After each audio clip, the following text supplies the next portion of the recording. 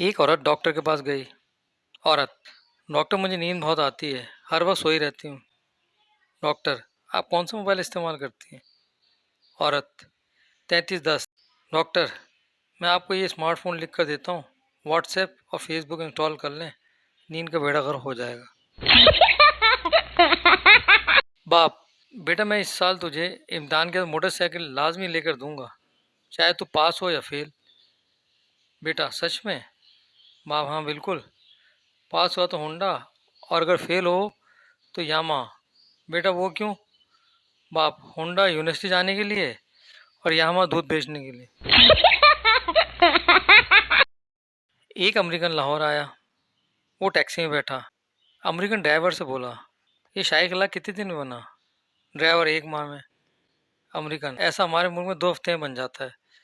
थोड़ा आगे जाने के बाद फिर पूछा, ये वापडा हाउस कितने दिन में बना? ड्राइवर: सिर्फ 2 हफ्ते में। अमेरिकन: हमारे मुल्क में तो 3 दिन में बन जाता है। मीनार पाकिस्तान के पास से गुजरे तो अमेरिकन बोले, ये कितने दिन में बना? ड्राइवर: कोई पता नहीं, सुबह तो नहीं था।